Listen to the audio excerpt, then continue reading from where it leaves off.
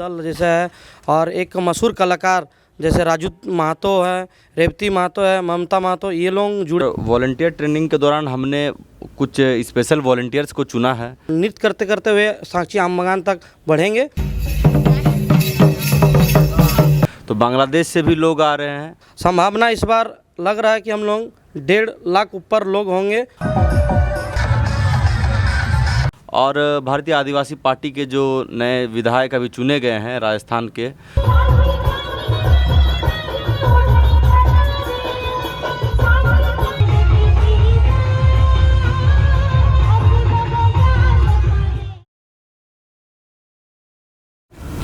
जोहार। डोहरे टुसु ये पिछले साल से हम लोग सुन रहे हैं और शहर के लोगों ने भी देखा। इस बार भी डोहरे टुसु का आयोजन किया जा रहा है बृहद झारखंड कला संस्कृति के मंच के तत्वावधान में। उसके बारे में जानकारी लेने के लिए हम पहुंचे हैं बालीगुमा क्षेत्र में। बालीगुमा ये सुखना बस्ती इलाका है और यहाँ पर आयोजन समिति के लोग हैं जिनके माध्यम से डोहरे टुसु का आयोजन इस बार भी 7 जनवरी को यानी कि रविवार के दिन आयोजन किया जाना है। बड़े पैमाने पर बड़ी भीड़ होगी, हज़ारों की भीड़ होनी है यहाँ पर जैसे कि कहा जा रहा है। और ये डिमना चौक से लेके साक्षी आम बागान तक रैली होगी। रैली के रूप में बोलेंगे इसको, रैली का राजनीतिकरण हो जाता है, राजनीतिक रूप में हम रैली समझते हैं, लेकिन नहीं, ये लोग इकट्ठे होंगे और गाजे बाजे के साथ, टुसु गीत के साथ लोग आएंगे और उल्लास के साथ, उल्लास का वातावरण में ये डोहरे टुसु का आयोजन किया जा रहा है। क्यों किया जा रहा है, इसके पीछे क्या कारण है, आयोजन समिति के लोगों से पूछेंगे। तो यहाँ हमारे साथ बैठे हैं बाबू महतो, ये अंकुर कुर्मी, ये राजकिशोर महतो और अब वो है सारियान काड़वार जी, जो कि पूरे झारखंड में अलग जगाने का काम कर रहे हैं। यहाँ की जो संस्कृति है, परंपरा है, उनको आगे ले जाने के लिए सभी का स्वागत है। बहुत बहुत जोहार। सभी को जोहार। तो हम शुरुआत करते हैं। डोहरे टुसु का जो कंसेप्ट आया दिमाग में आप लोगों का, पिछले साल से शुरू हुआ ना जी, तो क्या दिमाग में आया? सारियान आप ही बताइए। सारियान दा, कैसे इस दिमाग में आया कि ये डोहरे टुसु करना चाहिए? डोहरे का मतलब क्या है? डोहर का मतलब रास्ता होता है, रास्ता, यानी कि रास्ते में। हाँ, ये टुसु अब तक सुने हैं कि मकर संक्रांति के दिन जलाशयों में विसर्जित किया जाता है, लेकिन अब ये सड़क पर आ गया है, तो इसको लाने का कारण क्या है? देखिए, डहरे में लाने का कारण यह है कि हम लोग का जो संस्कृति है, धीरे धीरे नया जो पीढ़ी है वो लोग अपना जो संस्कृति भूल जा रहे हैं, दूसरे संस्कृति अपना रहे हैं। इसी को मद्देनज़र रखते हुए हमारे जो आज तक करीब 20-25 साल से जो अभी इस मतलब अपनी भाषा संस्कृति के लिए लगे हुए हैं, उन लोगों का दिमाग में आया कि हमारा जो संस्कृत है विलुप्त होने के कगार में ना हो जाए, इसलिए इसको मतलब डहरे में लाना ज़रूरी है, ताकि लोग, नया पीढ़ी जो है वो लोग भी देखेंगे, उसके ऊपर वो लोग रुचि रखेंगे। इसी के मद्देनज़र ये डहरे टुसु का आयोजन रखने का कार्यक्रम अगले साल से किया गया है जी। बड़ी भीड़ हुई थी उस बार भी हमने देखा था। हाँ, और इस बार भी है। तो ये राजकिशोर बताएंगे, आप लोग आयोजन समिति में है, बैठक भी हुई, कल की बात है, तो तैयारी बैठक में क्या कुछ तय हुआ? तैयारी बैठक में हम लोगों ने ये तय किया कि करीब 1000 से 1500 के बीच वॉलंटियर रहेगा, और जो पारंपरिक जितने भी नृत्य दल हो, छौ दल हो, या फिर जितने भी झूमर दल हो, तो आसपास के जो ईचागढ़ हो या पटमदा बोड़ाम या घाटशिला या जितने भी जगह के मतलब जो हम लोग पूरा कोल्हान बोले या फिर छोटानागपुर पठार के जितने भी इस तरह के दल हैं, तो हर दल के मतलब लोग मौजूद रहेंगे, बढ़ चढ़कर हिस्सा लेंगे, और हम लोग नाचते गाते हुए साक्षी आम बागान तक जाएंगे। वॉलंटियर्स का टीम रहेगा, मेडिकल टीम रहेगा, हमारे पानी के लिए व्यवस्था की गई है। महिलाओं को हम लोग प्राथमिकता दिए गए कि रैली में जो रैली या बोले या फिर हम लोग का जो डहर प्रोग्राम जो कार्यक्रम चलेगा उसमें सबसे पहले महिला लोग रहेगी सबसे आगे। उसके बाद नाच गाना का जो टीम रहेगा उस साथ साथ चलते रहेगा। झूमर दल जो रहेगा वो भी साथ साथ, छो जो वो भी साथ साथ चलेंगे। और सबसे जो हमारे जो समाज के प्रतिनिधित्व करने वाले लोग हैं उनका स्थान बीच में रहेगा, और साथ साथ पीछे हम लोग भी नाचते गाते हुए चलेंगे इन्हीं के साथ। और हम लोग मतलब स्पेशल वॉलंटियर्स भी बनाए हैं ताकि हम लोग देखेंगे कि कार्यक्रम को किसी तरह से मतलब किसी तरह डिस्टर्बेंस ना हो, इसलिए हम लोग उसके लिए स्पेशल वॉलंटियर्स भी तैयार किया है।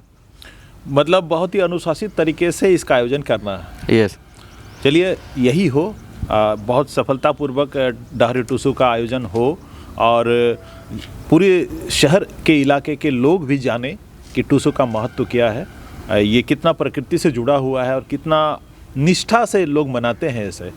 अब अंकुर, हर त्यौहार में होता क्या कि आजकल हम घर में भी गांव में भी देखते हैं आधुनिकता का रंग चढ़ गया है। कोई भी आयोजन होता है तो डीजे का जो है ना इस्तेमाल होने लगा है बड़े पैमाने पर, तो इसमें डीजे को क्या है प्रतिबंधित करने की बात है? इसमें डीजे प्रतिबंधित रहेगा, लेकिन इसमें रिकॉर्डिंग गाना डीजे में नहीं बजेगा। और हमारे जो समाज के जो अगुआ हैं और बहुत जो समाज के जो टीम जो गाना गा रहे, छोना छोड़ दल जैसे है, और एक मशहूर कलाकार जैसे राजू महतो है, रेवती महतो है, ममता महतो, ये लोग जुड़ेंगे और ये लोग माइक से ही गाना अपने जो मुख से जो गाना निकलता है और जो गाना बोलेंगे और उसी गाना से ही लोग नृत्य करेंगे और नृत्य करते करते हुए साक्षी आमबगान तक बढ़ेंगे। इसमें सबसे दिया या प्राथमिकता दिया है कि हम लोग माइक से ही गाना बजाएंगे और इसमें तैनात रहेंगे, वॉलंटियर भी रहेंगे और सभी बढ़ चढ़ के रहेंगे। और संभावना इस बार लग रहा है कि हम लोग 1.5 लाख ऊपर लोग होंगे, जुटेंगे, सभी समाज के लोग जुटेंगे, मूलवासी रहेंगे, आदिवासी रहेंगे, सभी समाज और जो भी साथी और जुड़ेंगे उनसे भी अपील रहेगा आप लोग आएँ, हमारे पर्व त्यौहार को जाने और हमारे साथ नाचते गाते साक्षी आमबगान तक चलें। हर त्यौहार का संदेश तो यही है, प्रेम, सद्भाव, भाईचारा, खुशियाँ बांटते हैं। इस त्यौहार का भी है, प्रकृति से जुड़ा है, हम बार बार कह रहे हैं। और तमाम जो लोग नहीं जानते हैं टुसू पर्व के बारे में, वो लोग भी इस डहरे टुसू के माध्यम से जानने लगे हैं कि हाँ भाई, झारखंड की जो संस्कृति है बहुत ही समृद्ध है। और चूँकि किसान लोग यहाँ बसते हैं, किसानों के बीच में ये त्यौहार मनाया जाता है। हम करम की बात करें, सोहराई त्यौहार है, कई एक त्यौहार हैं, सारे त्यौहार जो हैं प्रकृति से जुड़े हुए हैं। और किसान जो है हमेशा जो अपनी मवेशी है, अपनी प्रकृति है, खेत है, मिट्टी है, उससे जुड़े सारे त्यौहार हैं। साल का बन है, वहाँ जाहिर थान है, तो ये सारी चीज़ें हैं।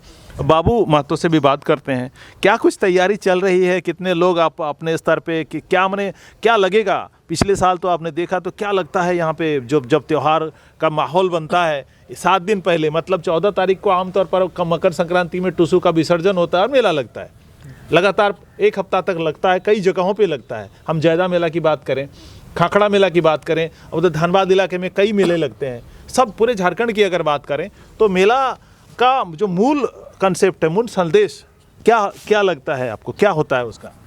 अपना पगड़ी अपना बांधे, अपना धोती पहने, कुर्ता पहने। त्योहार में लोग इकट्ठे होते हैं तो अपने पारंपरिक परिधानों में आते हैं जी। तो क्या डहरे टुसू में इस तरह की बात हुई है? अंकुर बताइए। इस तरह हम लोग बहुत ही अच्छा, जो हमारे जो टीम के जो महिला रहेंगी वो अपना वेशभूषा में रहेंगे, जैसे साड़ी पहन कर रहेंगे महिलाएं, और जो लड़के रहेंगे वो अपना धोती और जो वॉलंटियर रहेंगे धोती के साथ उसका जो बृहद झारखंड कला संस्कृति मंच के जो टी शर्ट बनाया गया है वो टी शर्ट में नज़र आएंगे। और सभी कोई अपने वेशभूषा में ही अपने संस्कृति को बचाए रखने का काम जो हम लोग कर रहे हैं वो करते हुए, नृत्य करते हुए आगे साक्षी आमबगान बढ़ेंगे।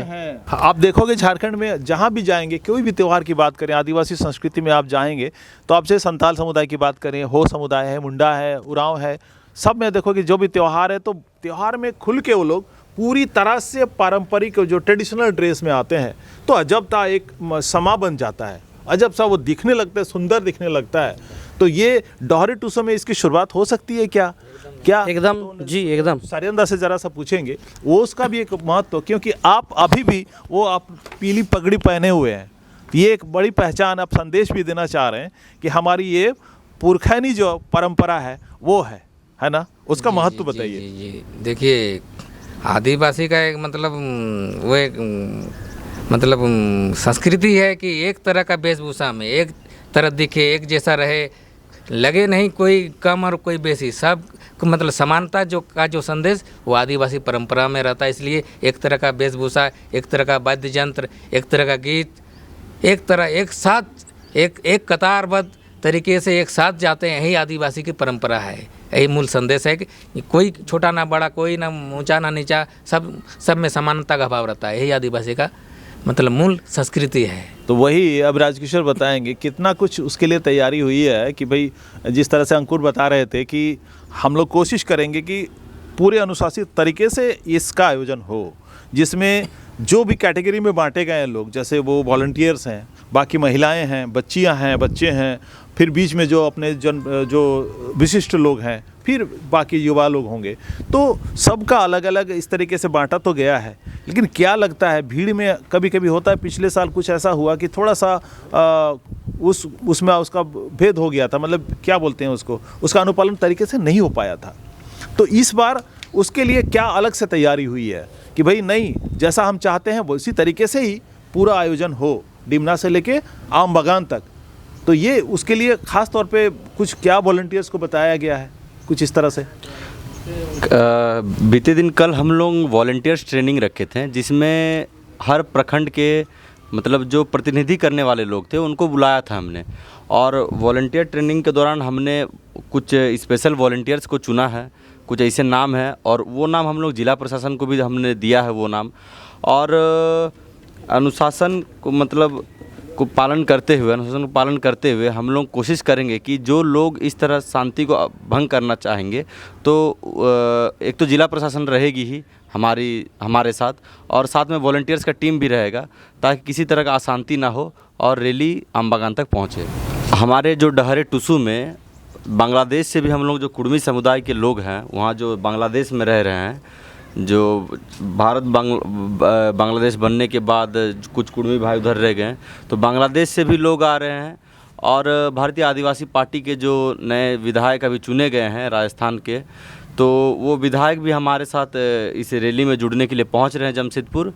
और सभी से आग्रह करते हैं कि तमाम झारखंडी जनमानस से और जमशेदपुर के इर्द गिर्द जितने भी लोग रहते, जो जाति धर्म ये सब ना देखते हुए एक साथ हमारे इस पर्व में सम्मिलित हो और हमारे पर्व को जाने और हमारे पर्व को पहचाने।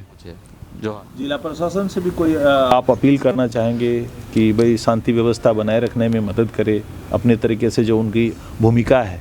जी, हमने जिला प्रशासन को लिखित तौर पे भी दिया है, और जिला प्रशासन को सोशल मीडिया के माध्यम से भी आग्रह करना चाहते हैं कि हमारे इस रैली में साथ रहें, मौजूद रहें और शांति को बनाए रखने का काम करें।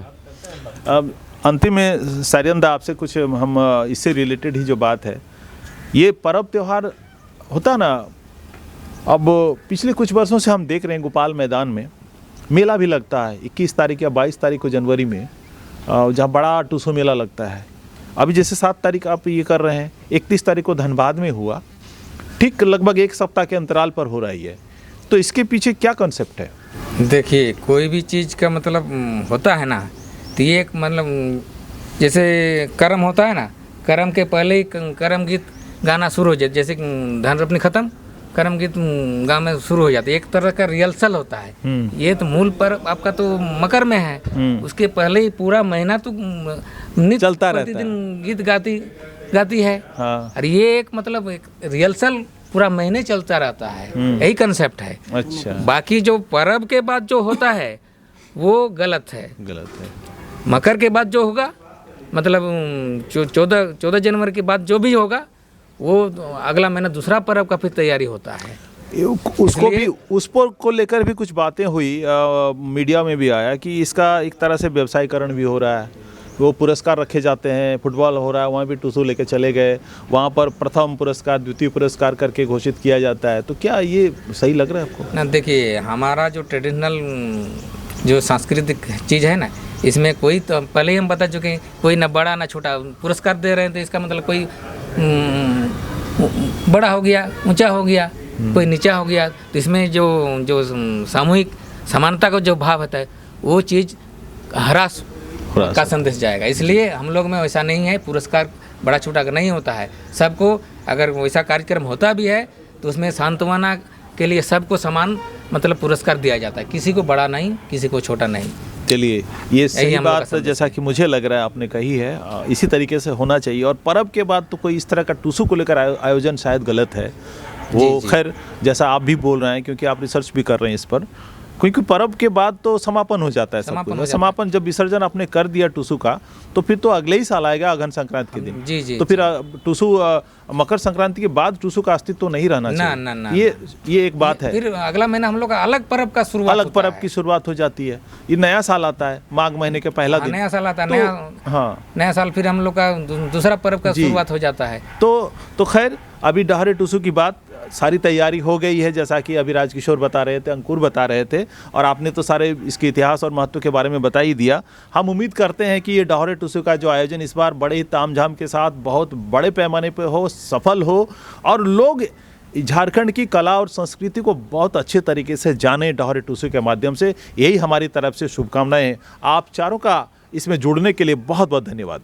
आपको भी धन्यवाद। और हम आपके चैनल के माध्यम से हम तमाम लोगों से आग्रह करते हैं कि हमारे डहरे टुसु कार्यक्रम में सभी अपना हृदय से सहयोग करें। प्रशासन से भी सहयोग की मतलब अपेक्षा करते हैं।